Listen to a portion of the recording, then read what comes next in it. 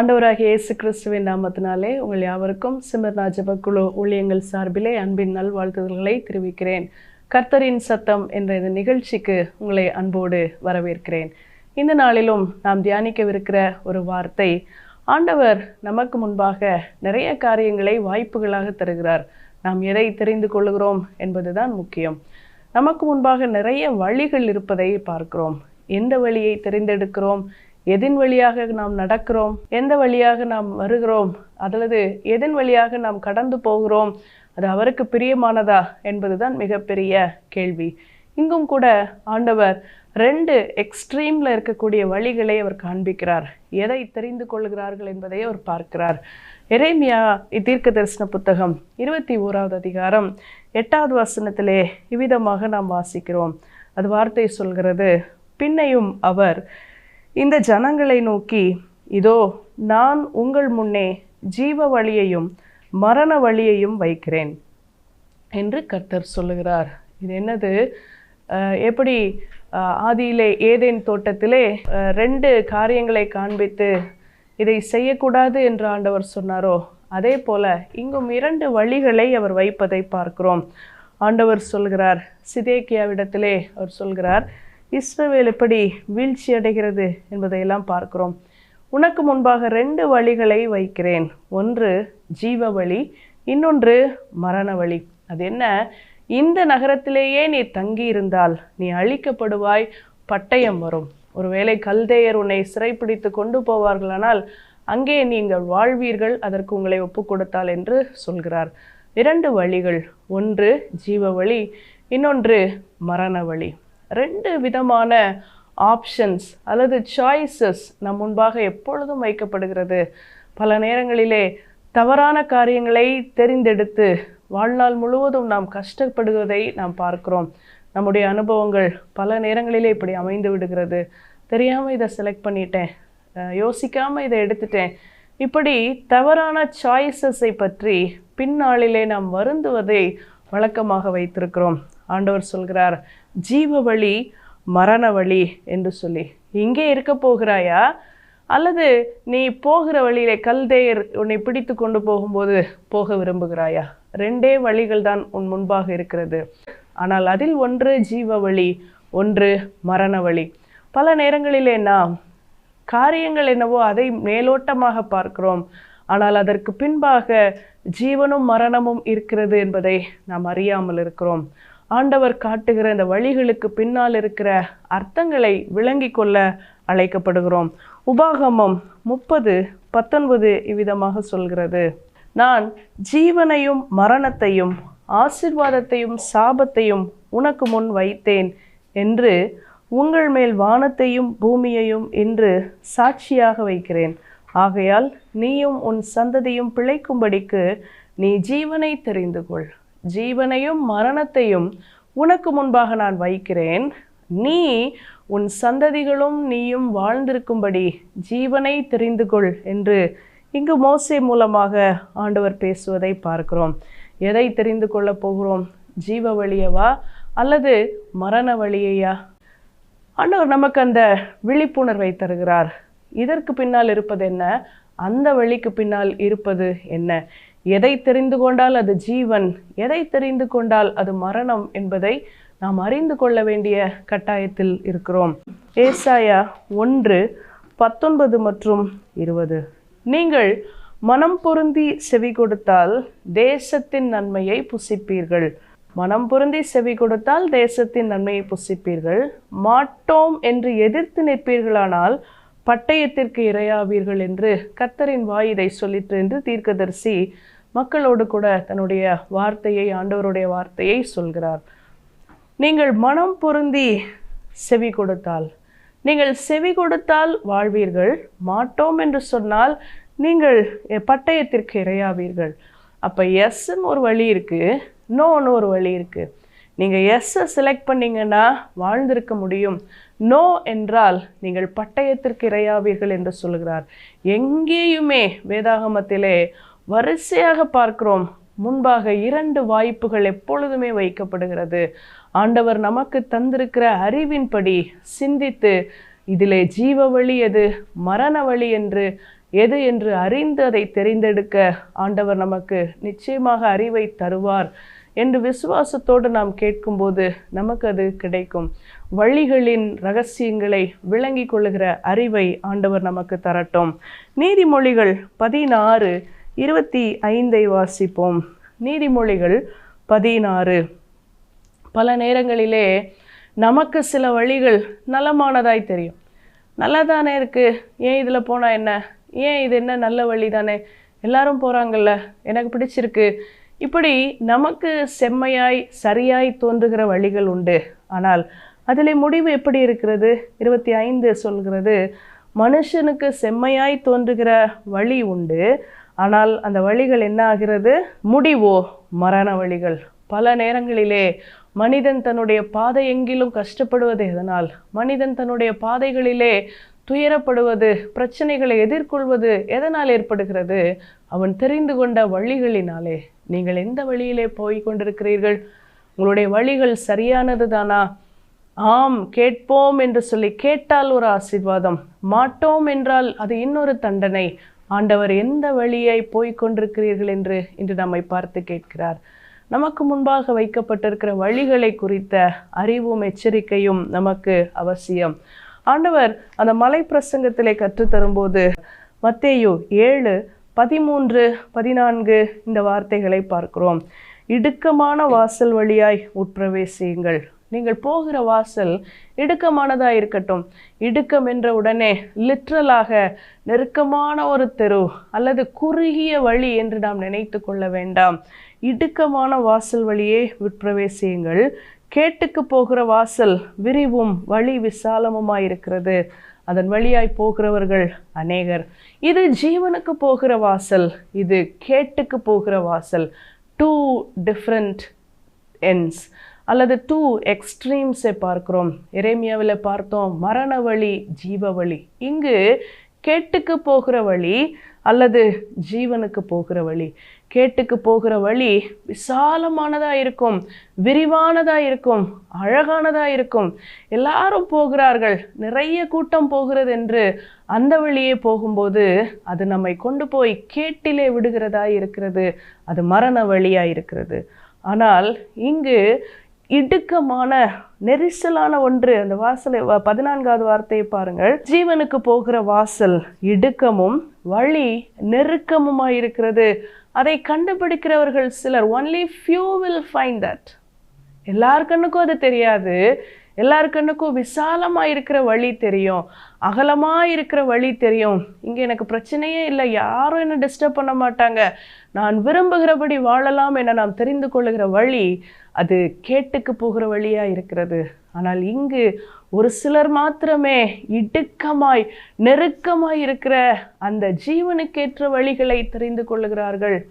இன்று ஆண்டவர் நம்மிடம் கேட்கிறார், நீ எதை தெரிந்து கொண்ட? நீ கேட்டுக்கு போகிற வழியில் போயிட்டுருக்கியா?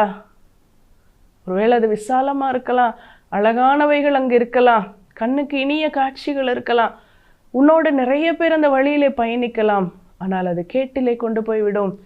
விசாலமான வழி வேண்டாம். இடுக்கமாக இருக்கலாம், நெரிசலாக இருக்கலாம், ஆனால் இந்த வழி என்னை கொண்டு போய் ஜீவனிலே விடும். ஜீவனுக்கேற்ற ஒரு வழி அது. எந்த வழியை தெரிந்து கொள்ளுகிறோம்? ஆண்டவர் கேட்கிறார், in which way you are going to walk. எந்த வழியாக நடந்து போகிறாய்? வழியை குறித்து பேசுகிறோம்.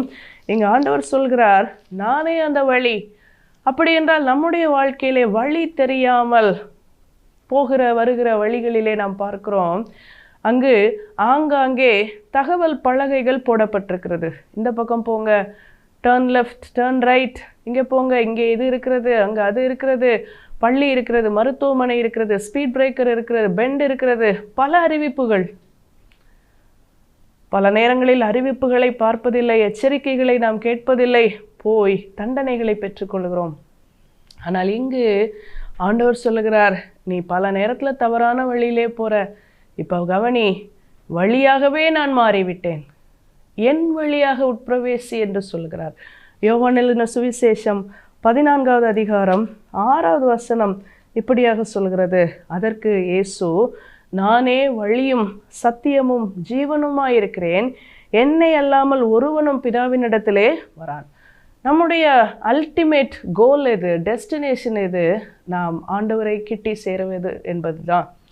அவருடைய வருகையிலே காணப்பட வேண்டும். குற்றமற்றவர்களாய் மாசற்றவர்களாய் நிலைநிறுத்தும்படி நாம் நம்மை வைத்து கொள்ள வேண்டும் என்பது ஆண்டவர் சொல்லுகிறார். என் வழியாக ஒருவன் பிரவேசித்தால் மாத்திரமே பிதாவினிடத்திலே வந்து சேர முடியும். நானே வழி என்று சொல்லுகிறார். நீங்கள் போய்கொண்டிருக்கிற வழி இயேசு கிறிஸ்து என்னும் வழியா? இந்த நம்முடைய வழிகளை ஆராய்ந்து பார்ப்போம். ஒருவேளை தவறான வழிகளிலே போய் முட்டி மோதி காயம்பட்டு பயங்கரமான வேதனைகளிலே சிக்கி கொண்டிருக்கலாம். ஒன்று வழி தெரியாதவர்கள் அல்லது விரும்பியே தவறான வழியை தெரிந்தெடுத்தவர்கள். நமக்கு முன்பாக ரெண்டு வழிகளை ஆண்டவர் வைக்கிறார். எதை தெரிந்து கொள்ளப் போகிறாய்? ஜீவனுக்கு ஏதுவானதா, மரண வழியா? ஆசீர்வாதத்துக்கு ஏதுவானதா, சாபத்துக்கு ஏதுவானதா?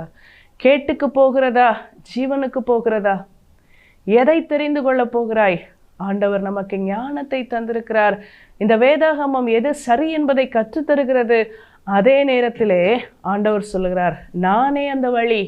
என் வழியாய் பிரவேசிப்பவன் பிதாவை சேர முடியும். என்னை அல்லாமல் ஒருவரும் உன்னை அந்த இடத்திற்கு கொண்டு போக முடியாது என்று சொல்லுகிறார்.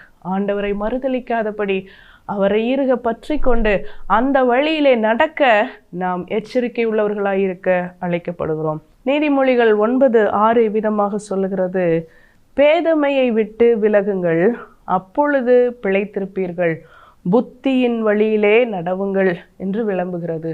ரெண்டு எக்ஸ்ட்ரீம் இங்கேயும்.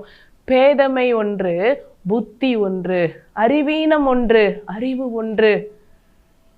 பல நேரங்களிலே நாம ரெக்ரெட் பண்ணுவோம், வருத்தப்படுவோம். தெரியாம செஞ்சிட்டேனே, முட்டாள்தனமா செஞ்சிட்டேனே. நம்முடைய வாழ்க்கையிலே காலம் முழுவதும் வழி நெடுக தவறானவைகளை தெரிந்தெடுத்து முடிவுகளை எடுத்து மோதி கொண்டிருக்கிறோம். இன்று புத்தியின் வழியில் நடக்கிறீர்களா? பேதமை, மடைமை, முட்டாள்தனம், ஃபூலிஷ்னஸின் வழியிலே நடக்கிறீர்களா என்று ஆண்டவர் நம்மிடம் பேசுகிறார். எந்த வழியை தெரிந்தெடுக்க போகிறாய்? இதை பார்த்து கொண்டிருக்கிற யாரோ ஒருவர் எதை செலக்ட் பண்ணலாம், எங்கே போகலாம், எதை ப்ரிஃபர் பண்ணலாம், எங்கே போகலாம், எதை எடுக்கலாம், எதை முடிக்கலாம் என்று 2-3 சாய்ஸஸோடு போராடுகிறீர்கள். ஆண்டவர் உங்களுக்கு சரியான வழியை தெரிந்தெடுக்கும் ஞானத்தை தரும்படி நான் ஜெபிக்கிறேன். ஆண்டவர் நம்மோடு பேசுகிறார். வேதத்தின் வழியிலே என்ன சொல்லுகிறார்? புத்தியை தெரிந்தெடுக்க போறியா? பேதமையை தெரிந்தெடுக்க போறியா? புத்தியின் வழியிலே நடங்கள், பேதமையை விட்டு விலகுங்கள். ஒருவேளை அறிவீனமாக நான் பலவற்றை செய்து கொண்டிருக்கலாம். இன்றே அதிலிருந்து வெளியே வர ஆண்டவர் அழைக்கிறார். 2 வாய்ப்புகள் தான். சரியாய் செய்வோம். ஏன்? தவறானது என்னை அழிவின் பாதைக்கு கொண்டு போய்விடும். சரியானது என்னை நித்தியத்தின் பாதையிலே ஜெயத்திற்கு நேராய் கொண்டு போகும். அதே போல இன்னொன்று மறக்காமல் நாம் நினைவில் வைத்து கொள்ள வேண்டியது அவரே வழி என்பது. இயேசு கிறிஸ்து அல்லாமல் ஒரு நாமமும் நம்மை ரட்சிக்காது. இந்த இயேசு கிறிஸ்துவை பற்றி பிடித்து கொள்வோம். அந்த வழியிலே நம்முடைய வாழ்க்கையை அமைத்து கொள்வோம். இந்த வழியிலே நடக்க நாம் பழகிக்கொள்ள அன்போடு நினைவுபடுத்துகிறேன். மறுபடியும் அந்த எரேமியாவுக்கு வருவோம். 2 வாய்ப்புகள். ஒன்று, இங்கே தங்க போறியா, இல்லை கல்தேயரோட போக போறியா? இங்கே தங்கினா பட்டயம் வரும், அங்கே போனால் பிழைத்திருப்பீர்கள். சில முடிவுகளை தவறாக எடுப்பதினாலே அதை தவறான வழிகளுக்கு நேராக போகிறோம். அதன் விளைவுகள் பயங்கரமாக இருக்கிறது. ஜீவனுக்கு ஏதுவான வழி, மரணத்துக்கு ஏதுவான வழி, ஆசீர்வாதம், சாபம். கேட்டுக்கு போகிற வழி, விசாலமான வாழ்ந்திருக்கும்படியான ஜீவனுக்கு ஏதுவான வழி. இந்த உலகத்திலே பெருங்கூட்டம் கேட்டை நோக்கி போய் கொண்டிருக்கிறது. எனக்கு தெரிந்த அவ இருக்கா, இவ இருக்கா, அவ இருக்கா, இவ இருக்கா, எனக்கு தெரிஞ்ச எல்லாரும் இருக்காங்க, அதனால் நான் இந்த விசாலமான வழியிலே போனால் அது கேட்டுக்கு நேராக என்னை கொண்டு போய்விடும். ஒருவேளை நெருக்கமான வழியாக இருந்தாலும் இடுக்கமான வழியாக இருந்தாலும் அது என்னை வாழ்வுக்கு நேராக கொண்டு போகும். அதிலே போவோம்.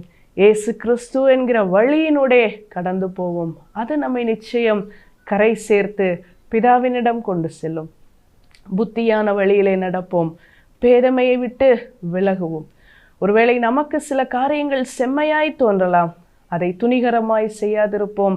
அது மரணத்துக்கு நம்மை கொண்டு போய்விடும். செம்மையாய் தோன்றுகிற வழிகள் அது ஆபத்தானவைகள். ஆண்டவரிடம் கேட்போம், இது சரியா? இதை நான் செய்யலாமா? தாவீது கேட்டான்ல, அந்த தண்டை பின்தொடரலாமா? தாவீது கேட்கிறார். ஒவ்வொரு விஷயத்திலும் அவர் தோற்று போன நாட்களும் உண்டு.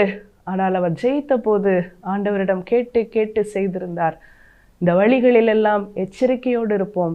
எதை செயல்படுத்துவது, எதை விடுவது, எதை பற்றி கொள்வது, ஆண்டவரிடம் கேட்டு அதன்படி நடக்க ஆண்டவரிடத்துல எச்சரிக்கையாய் கிட்டி சேருவோம். ஜெபிப்போமா? கிருபையுள்ள நல்ல ஆண்டவரே, வழிகளை குறித்து பார்க்கிறோம். உங்களுக்கு முன்பாக நான் 2 வழிகளை வைக்கிறேன். ஒன்று ஜீவனுக்கு ஏதுவானது, இன்னொன்று மரணத்துக்கு ஏதுவானது என்று சொல்லியிருக்கிறீர். மரண வழிகளிலே பின்தொடர்ந்து போகாதபடி ஜீவனுக்கு ஏதுவானதை பற்றி கொள்ள எங்களுக்கு உதவி செய்வீராக. எங்கள் குறைகள் குற்றங்களை மன்னியும். இதை பார்த்து கொண்டிருக்கிற ஒவ்வொருவரோடும் நீர் பேசும். ஒருவேளை அவர்கள் பேதமையின் வழியிலே நடந்து கொண்டிருப்பார்களானால் இது தவறு என்று நீர் சுட்டி அவர்களை இழுத்து கொண்டு புத்தியின் வழியிலே விட வேண்டுமாய் நாங்கள் ஜெபிக்கிறோம். தங்களையும் அறியாமல் சாபத்தீடானதை செய்து கொண்டு சாபத்தின் வழியிலே போய்க் கொண்டிருப்பார்களானால் அவர்களை எச்சரித்து ஆசீர்வாதத்தின் வழியிலே நடத்தி செல்லும்படி ஜெபிக்கிறோம். கேட்டுக்கு போகாதபடி ஜீவனுக்கு ஏதுவான வழியை பற்றி கொள்ள பார்க்கிற கேட்கிற ஒவ்வொருவரும் இயேசு கிறிஸ்து என்கிற வழியிலே நடக்க ஒப்பு கொடுக்கிறோம் சாமி. பிற வழி எங்களை கரை சேர்க்காது. நீரே எங்களை பிதாவினிடம் கொண்டு போய் விடுகிறீர். அந்த வழியை பற்றி கொள்ள உதவி செய்யும். இயேசுவின் நாமத்தில் ஜெபிக்கிறோம் நல்ல பிதாவே, ஆமேன்.